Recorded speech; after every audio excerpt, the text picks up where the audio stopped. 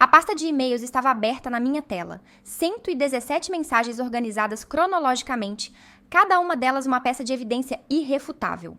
Minha mão pairava sobre o mouse, prestes a clicar em encaminhar, para a lista de destinatários que eu tinha preparado meticulosamente. Ministério Público, Receita Federal, CVM, 3 jornalistas investigativos e o Conselho Administrativo da Holdtech Capital, o fundo de investimento que tinha acabado de injetar 80 milhões de reais na Vasconcelos Rocha Incorporadora. Eu podia sentir meu coração batendo no pescoço. Não era medo. Era a adrenalina de quem está prestes a detonar uma bomba que foi armada ao longo de 8 meses de documentação silenciosa. Antônio Figueiredo, o diretor financeiro que me chamou de lunática na frente de 23 pessoas, que me humilhou publicamente dizendo que eu estava inventando problemas inexistentes e precisava de ajuda psiquiátrica, não fazia ideia do que estava prestes a cair sobre ele. Aqueles e-mails que ele enviou com tanta arrogância, achando que estava protegido pela hierarquia corporativa e pela confiança cega dos sócios, eram a prova documentada de desvios sistemáticos que totalizavam 2.400.000 reais. Dinheiro que deveria ter ido para obras, dinheiro que foi parar em offshores, em investimentos pessoais, em uma BMW que ele ostentava no estacionamento.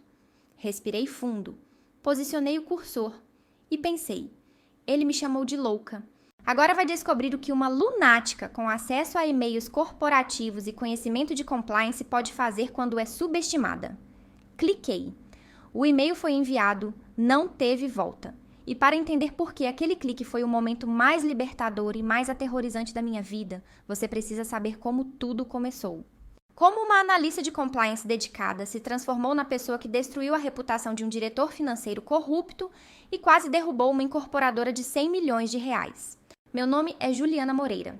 Tenho 34 anos, sou formada em contabilidade pela UERJ com especialização em auditoria e compliance. E durante 5 anos trabalhei como analista de compliance sênior na Vasconcelos Rocha Incorporadora, uma construtora de médio porte especializada em empreendimentos residenciais de médio e alto padrão em Belo Horizonte. Quando fui contratada, em março de 2019, a empresa estava em plena expansão, com 12 empreendimentos simultâneos em construção e um faturamento anual de 68 milhões de reais. A Vasconcelos Rocha era comandada por 2 sócios fundadores, Marcelo Vasconcelos, um engenheiro civil de 52 anos, que tinha começado a empresa 20 anos antes, construindo casas populares e foi escalando até chegar nos edifícios de classe média alta. E Patrícia Rocha, arquiteta de 47 anos, responsável pela parte de projetos e relacionamento com clientes. Eram pessoas respeitadas no mercado, com boa reputação e que sempre pregavam ética, qualidade e transparência como pilares da empresa. Antônio Figueiredo tinha entrado na empresa 1 ano antes de mim, em 2018, como diretor financeiro. Ele veio de uma incorporadora maior de São Paulo, tinha currículo impressionante, MBA pela FGV, passagem por multinacionais, certificações internacionais e aquele jeito confiante de quem sabe exatamente o que está fazendo. Usava terno impecável todos os dias, mesmo no calor de Belo Horizonte. Dirigia uma BMW Série 5 e tinha aquela postura de executivo que impõe respeito só pela presença.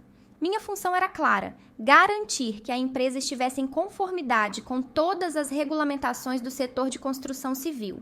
Isso incluía verificar licenças ambientais, alvarás de construção, contratos com fornecedores, folha de pagamento de obras, destinação correta de recursos dos clientes que compravam na planta. Era um trabalho meticuloso, burocrático, mas essencial, especialmente porque o setor de construção civil no Brasil é cheio de armadilhas legais e fiscais.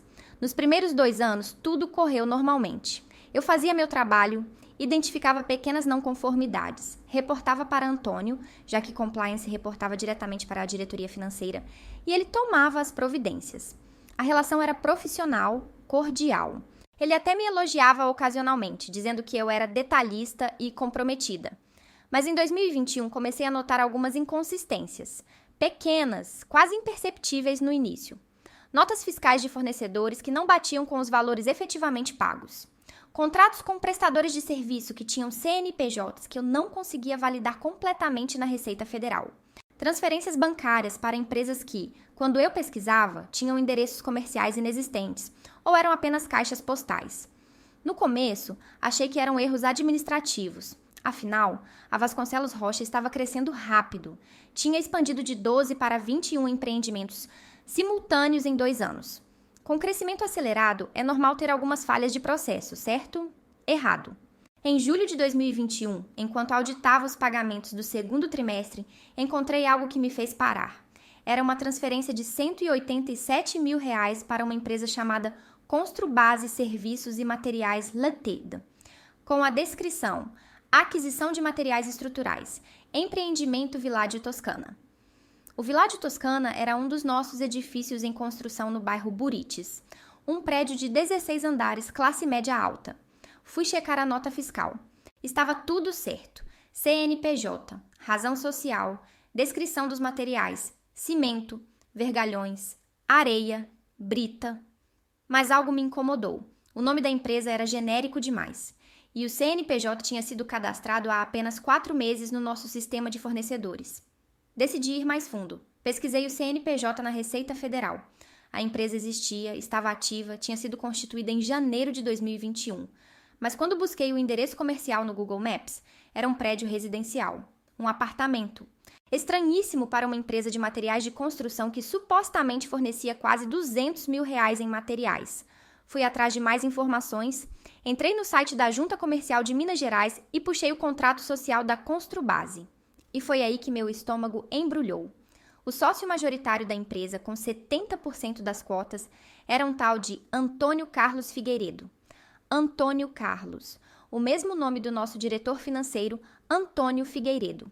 Poderia ser coincidência? Nomes iguais existem. Mas quando comparei a data de nascimento que constava no contrato social com a data de nascimento que constava na ficha de funcionário do Antônio que eu tinha acesso no sistema de RH, eram idênticas. Era ele. Nosso diretor financeiro tinha uma empresa fornecedora que prestava serviços para a própria empresa onde ele trabalhava. E o pior, ele era quem aprovava os pagamentos. Isso é o que chamamos no mundo de compliance de conflito de interesses. E dependendo de como é estruturado, pode configurar fraude corporativa. Respirei fundo. Tentei pensar racionalmente. Talvez ele tivesse declarado o conflito de interesses para os sócios? Talvez houvesse uma autorização formal. Talvez fosse tudo transparente e eu estivesse me preocupando à toa? Fui verificar. Procurei em todas as atas de reunião de diretoria que eu tinha acesso. Nada. Procurei no sistema de declarações de conflito de interesses que a própria empresa exigia que executivos preenchessem anualmente. Nada. Antônio nunca tinha declarado que tinha uma empresa prestadora de serviços. Isso era grave. Marquei uma reunião com ele. Entrei na sala dele com uma pasta contendo cópias da transferência, da nota fiscal e do contrato social da Construbase. Meu coração estava acelerado, mas tentei manter a calma profissional.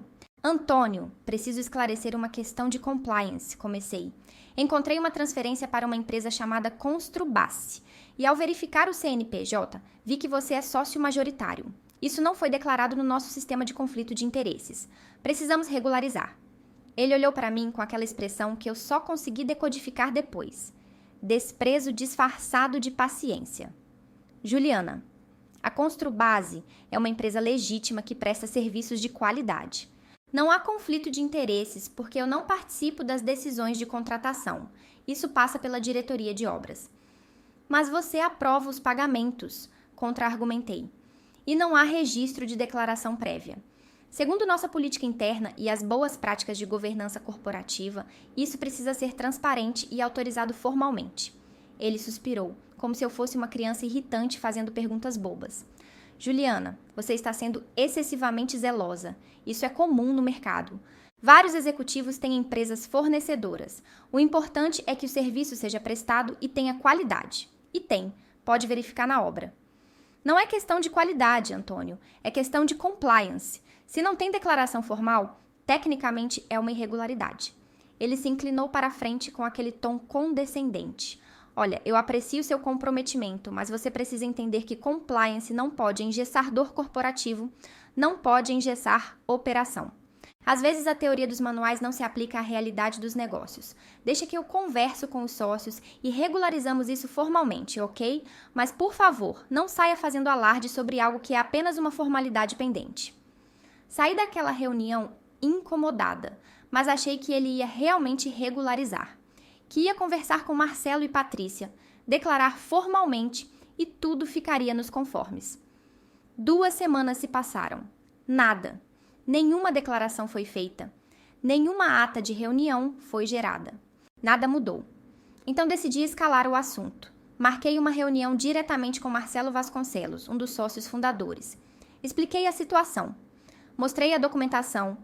Disse que era importante regularizar aquilo para proteger a empresa de eventuais questionamentos futuros, seja de investidores, seja de auditorias externas. Marcelo me ouviu com atenção, agradeceu por eu ter levantado a questão e disse que ia conversar com o Antônio. Achei que finalmente o assunto seria resolvido. Não foi.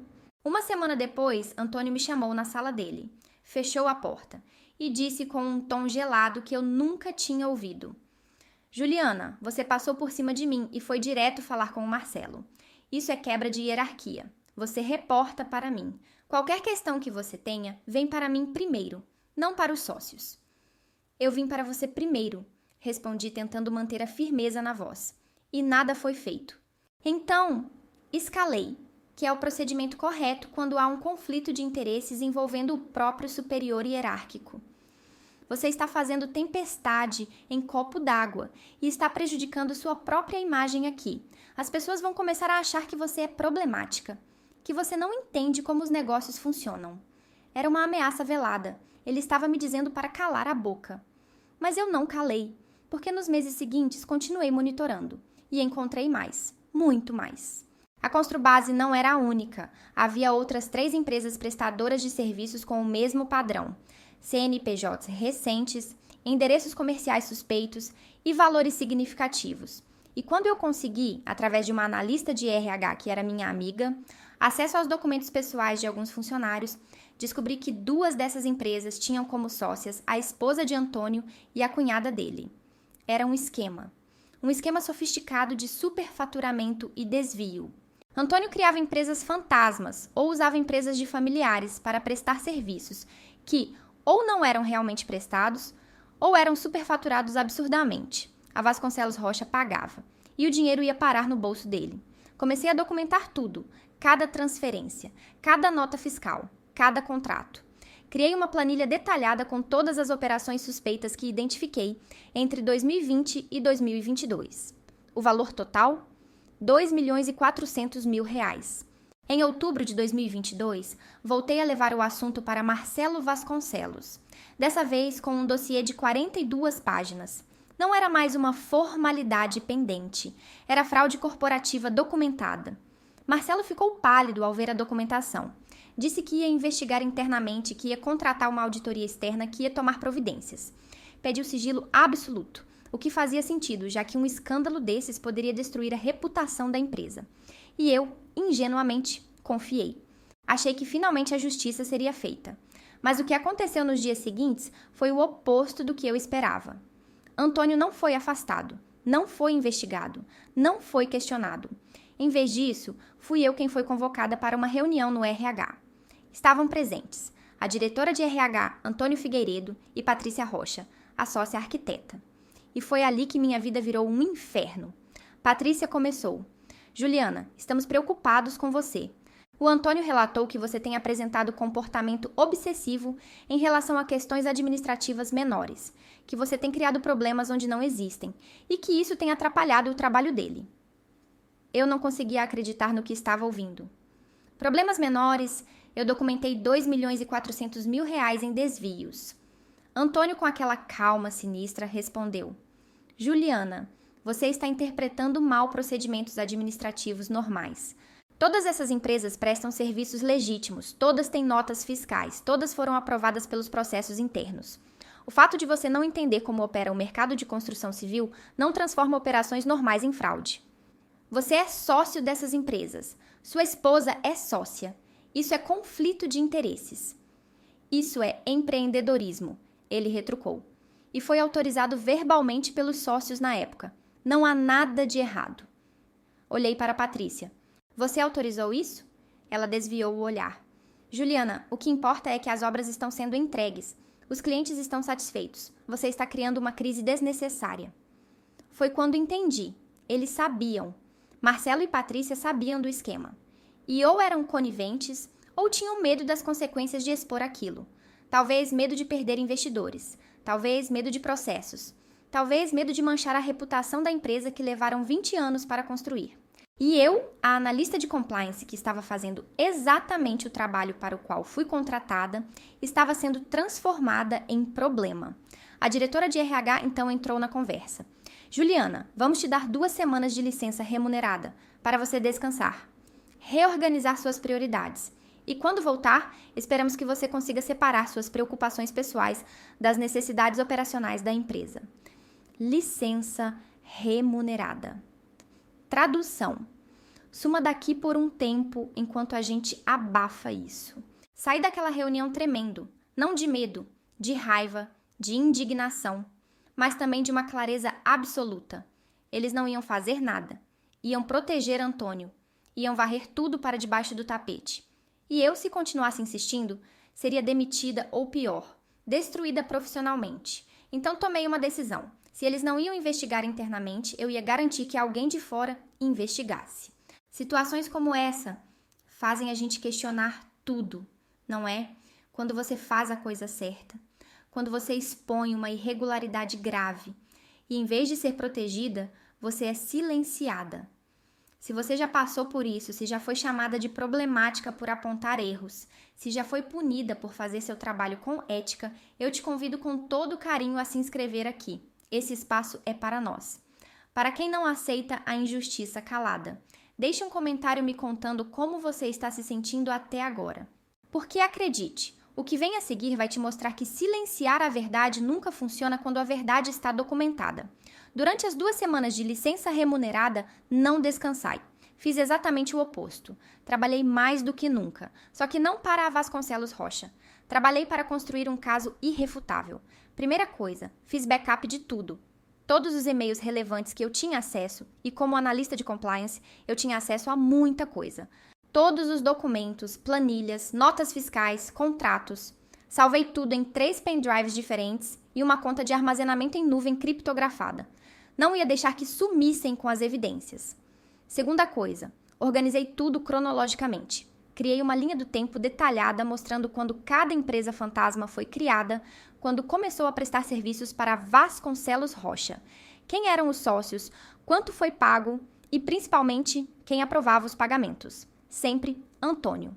Terceira coisa, ampliei a investigação. Comecei a cruzar dados. Percebi que algumas das obras onde essas empresas fantasmas haviam prestado serviços tinham sido entregues com problemas estruturais, rachaduras, infiltrações, problemas elétricos.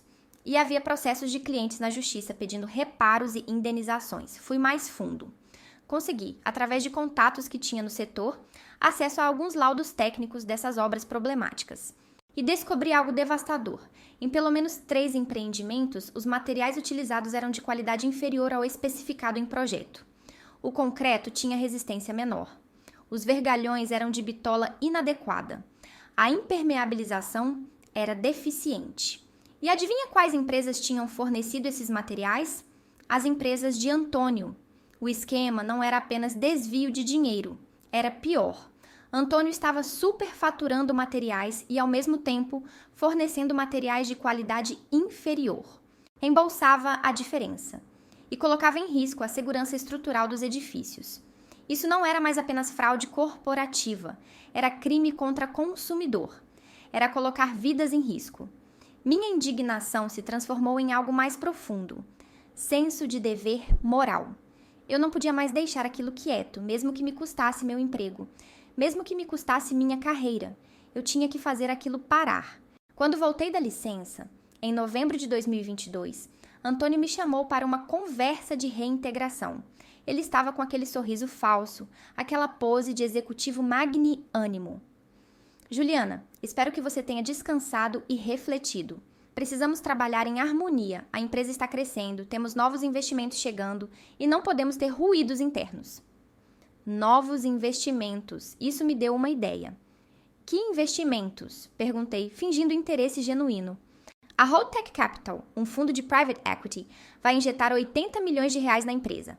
Vamos expandir para São Paulo e Rio. É um momento histórico.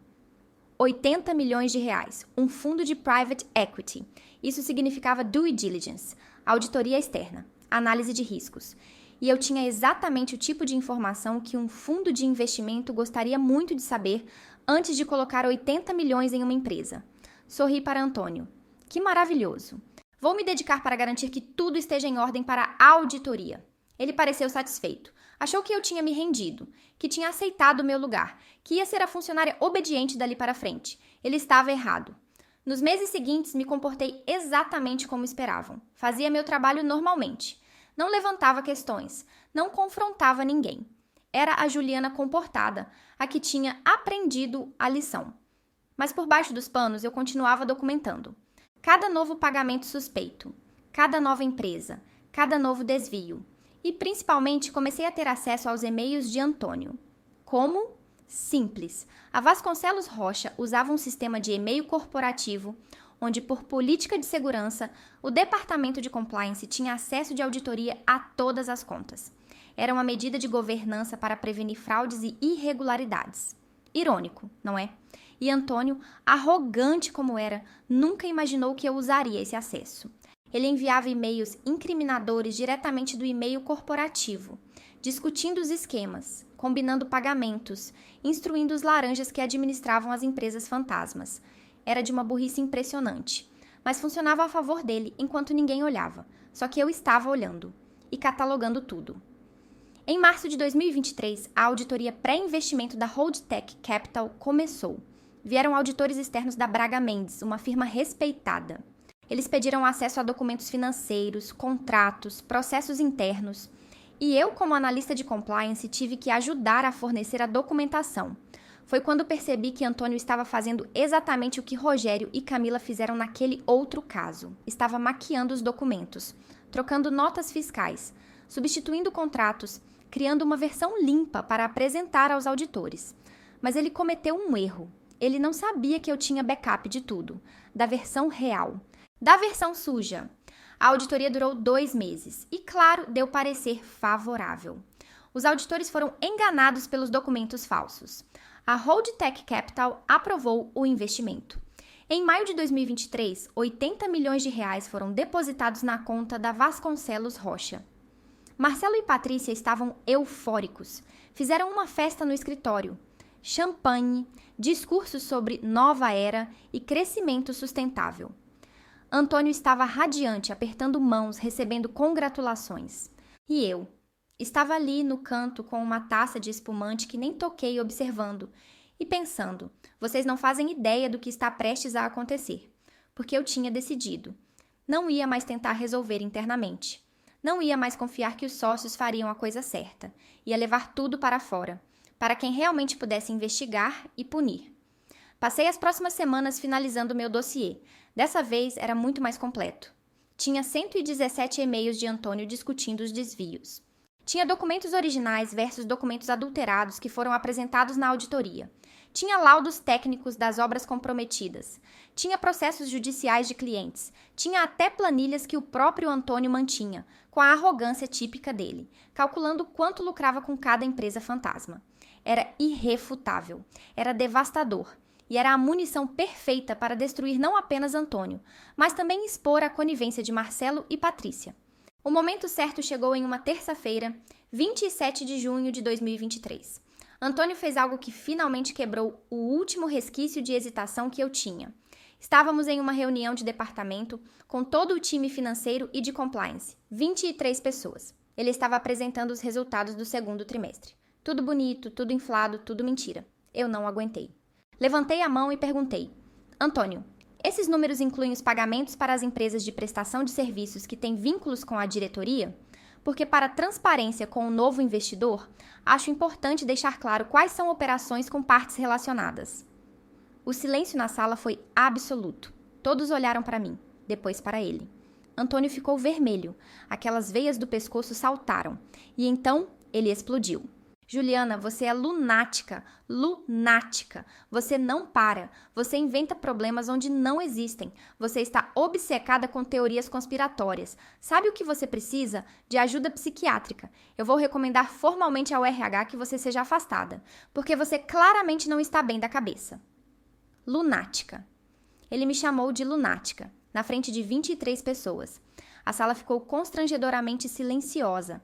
Algumas pessoas olhavam para baixo, outras para os lados. Ninguém me defendeu. Ninguém questionou Antônio.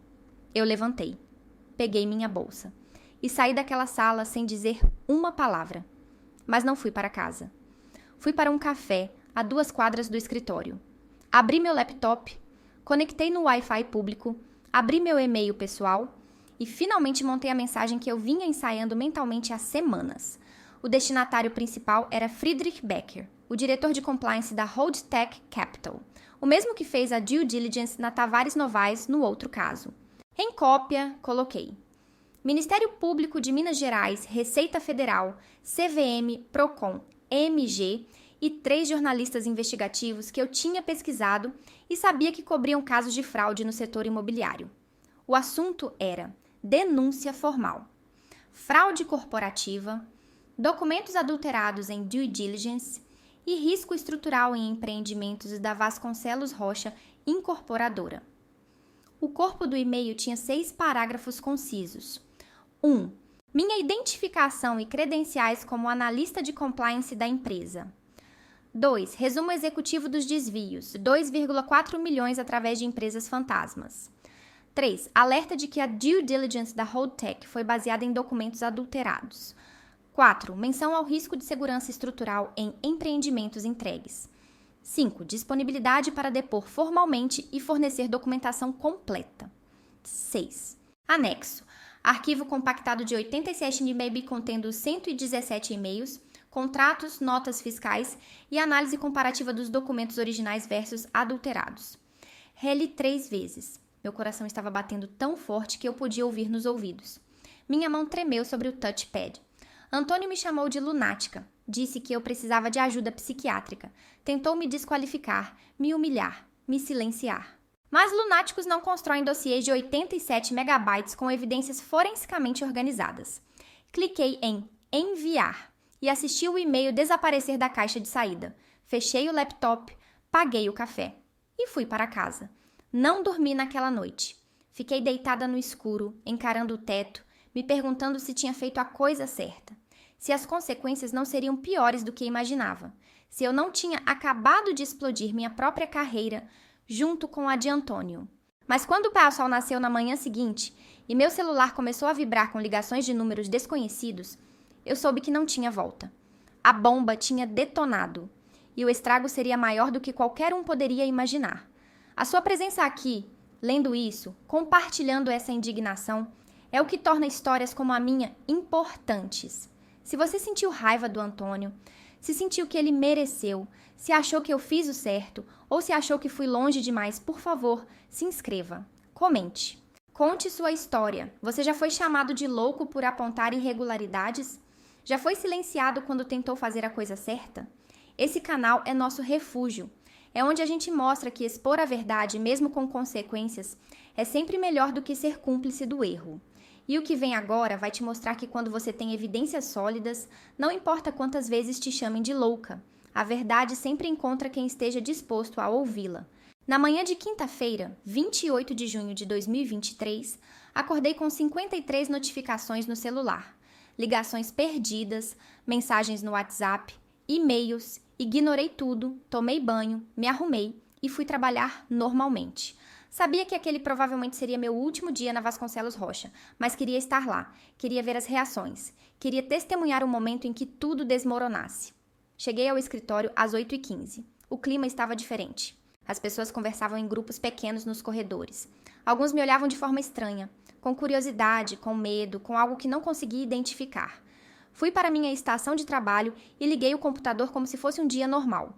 Às 8h47, a secretária de Marcelo Vasconcelos veio até minha mesa. Juliana, o Dr. Marcelo precisa falar com você urgentemente. Sala de reuniões 3. Agora. Peguei meu notebook e segui até a sala. Quando entrei, tinha muito mais gente do que esperava. Marcelo Vasconcelos estava na cabeceira da mesa, com a expressão mais fechada que eu já tinha visto. Ao lado dele, Patrícia Rocha, pálida. 2 homens de terno que eu não conhecia. E, curiosamente, Antônio Figueiredo não estava presente. Senta, Juliana, Marcelo disse com a voz tensa. Sentei, coloquei o notebook na mesa e esperei. Um dos homens de terno se apresentou. Bom dia, Juliana. Meu nome é Dr. Henrique Campos. Sou advogado da Vasconcelos Rocha. E este é o Dr. Roberto Andrade, representante jurídico da Holdtech Capital. Precisamos conversar sobre um e-mail que você enviou ontem. Sim, respondi com a voz firme. Enviei um e-mail denunciando irregularidades graves que identifiquei ao longo dos últimos 2 anos. Dr. Roberto, o representante da Holdtech, se inclinou para a frente. Senhora Juliana, a Holdtech Capital levou suas alegações extremamente a sério. Passamos a noite inteira analisando o material que você enviou e precisamos fazer algumas perguntas. Estou à disposição. Primeiro, você tem certeza absoluta da autenticidade desses e-mails e documentos? Absoluta. Tudo foi coletado durante minhas funções regulares como analista de compliance. Os e-mails são do servidor corporativo da empresa. Os documentos são originais dos arquivos financeiros e jurídicos. Posso fornecer logs de acesso, timestamps, tudo o que precisarem para validação forense. Segundo, você alega que houve adulteração de documentos durante a due diligence que realizamos em março e abril. Isso é uma acusação extremamente grave. Você tem como provar? Abri meu notebook, acessei a pasta que tinha preparado. Tenho os documentos originais e as versões adulteradas com análise comparativa. Por exemplo, esta nota fiscal aqui, virei a tela para que vissem, foi apresentada aos auditores mostrando um pagamento de R$ 83 mil para a empresa Estrutural Prime Latham. Mas a nota fiscal original, emitida pela mesma empresa, tinha o valor de R$ 152 mil.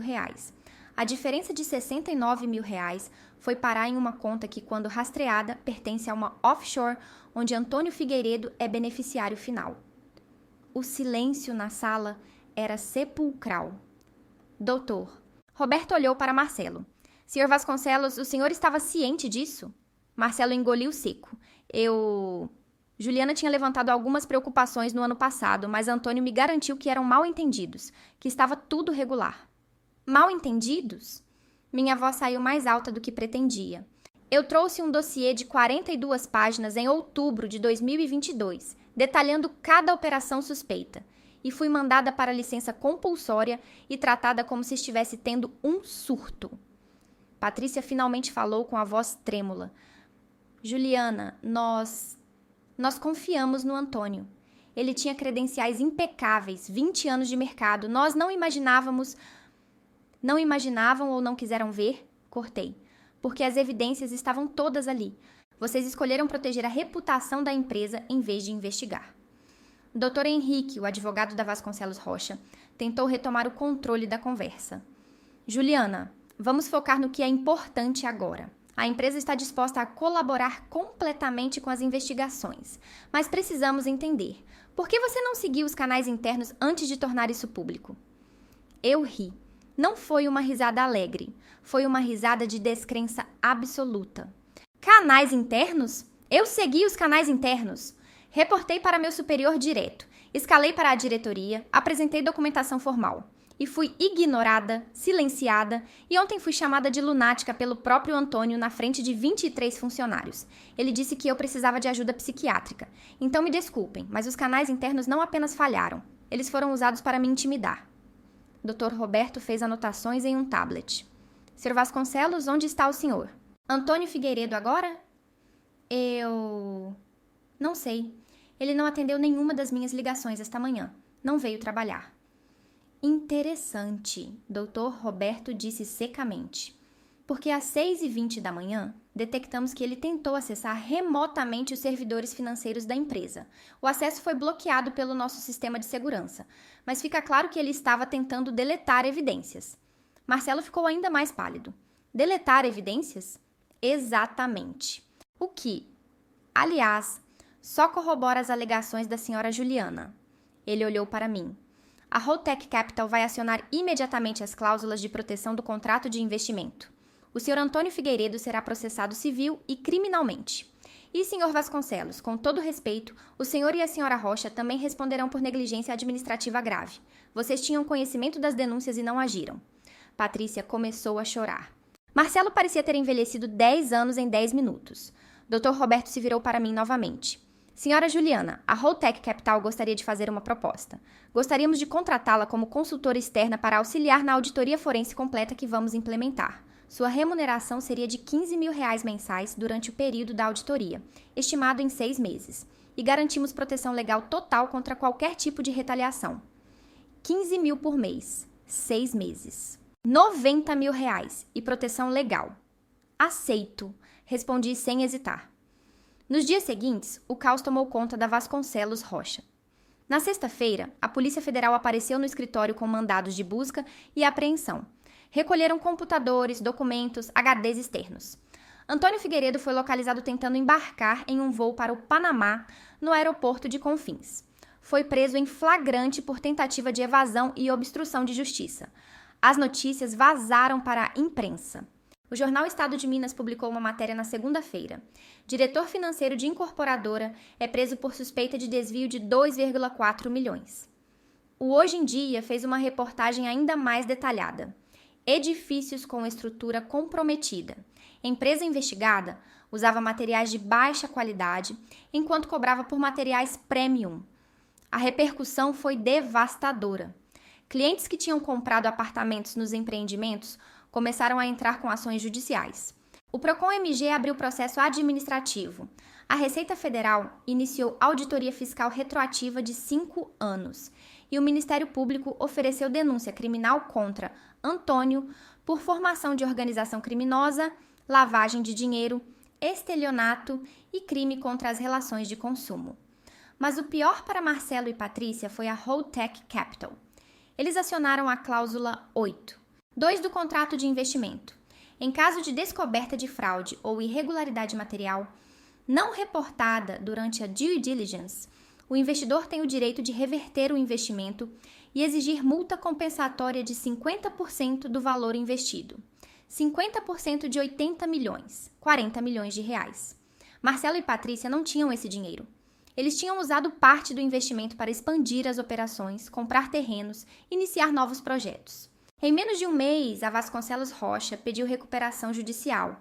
A empresa que tinha 20 anos de história, que faturava 68 milhões por ano, que tinha acabado de receber o maior investimento da sua existência, estava em processo de falência. E tudo porque protegeram um diretor financeiro corrupto, em vez de ouvir a analista de compliance que estava fazendo exatamente o trabalho para o qual foi contratada.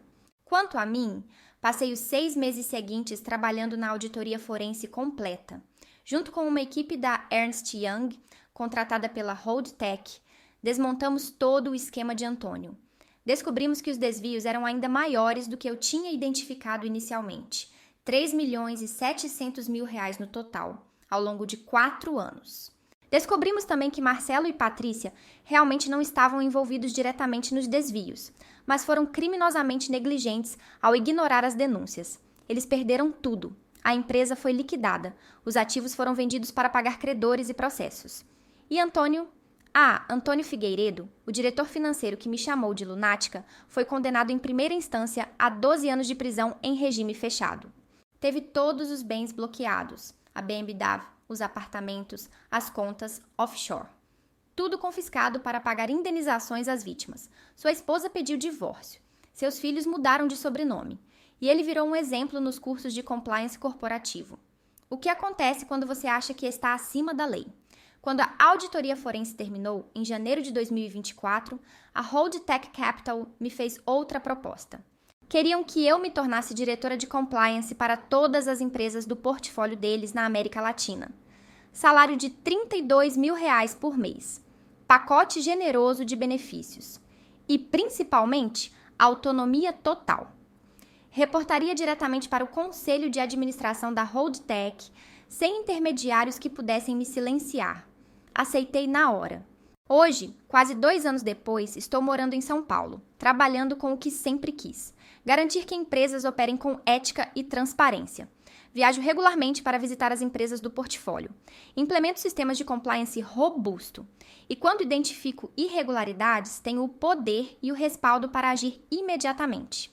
Meu salário me permite viver confortavelmente, ajudar minha família e ainda investir para o futuro. Mas o mais importante não é o dinheiro. É acordar todo dia sabendo que não me silenciei, que não aceitei ser tratada como louca quando estava fazendo a coisa certa, que transformei a humilhação em munição, a raiva em evidência e a injustiça em justiça real. E Antônio Figueiredo? Ele que me chamou de lunática, que disse que eu inventava problemas, que tentou me desqualificar como se minhas preocupações fossem delírios, está cumprindo pena em regime fechado. Perde-o tudo. A carreira, o dinheiro, a liberdade, a família, a reputação. Virou sinônimo de fraude corporativa em Minas Gerais. E eu não sinto pena. Nem um grama. Porque no final das contas, ele me ensinou algo valioso. Quando alguém tenta te silenciar chamando você de louca, de problemática, de obsessiva, geralmente é porque você está perto demais da verdade. Quando te dizem que você está vendo coisas que não existem, provavelmente é porque essas coisas existem sim, e eles não querem que sejam descobertas. Antônio me subestimou. Achou que uma analista de compliance poderia ser intimidada, que chamá-la de lunática na frente de 2 dezenas de pessoas seria suficiente para destruir sua credibilidade, que ninguém levaria a sério uma mulher que surtava com questões administrativas. Mas ele esqueceu de um detalhe fundamental. Lunáticos não organizam dossiês de 87 megabytes com evidências forenses. Não catalogam 117 e-mails incriminadores em ordem cronológica. Não cruzam dados de múltiplas fontes para construir um caso irrefutável.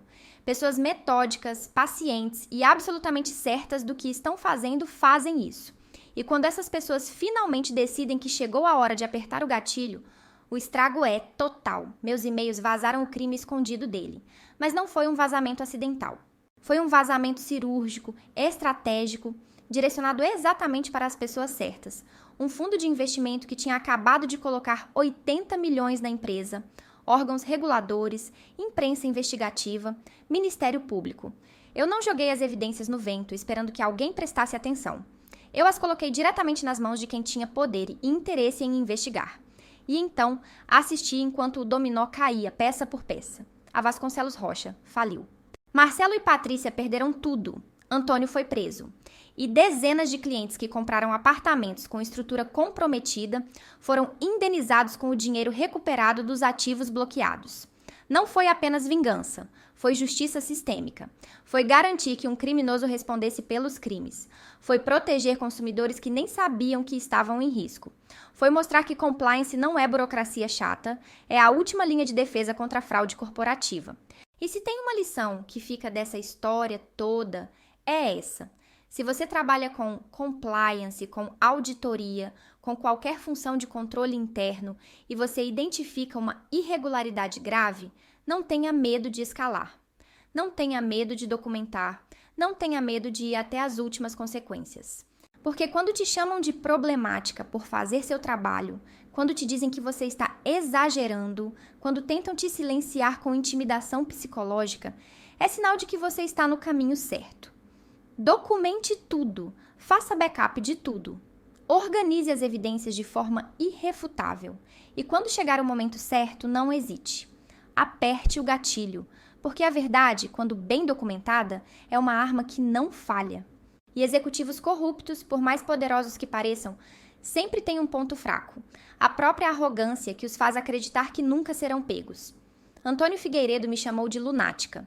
Disse que eu precisava de ajuda psiquiátrica. Tentou me desqualificar e me destruir profissionalmente. E eu respondi com 117 e-mails que o colocaram na prisão. Quem estava louco, afinal? Essa é minha história. A história de como ser chamada de lunática foi o último empurrão que eu precisava para fazer o que deveria ter feito desde o começo. Expor tudo. A história de como e-mails corporativos, quando lidos pela pessoa certa, podem destruir um império de mentiras.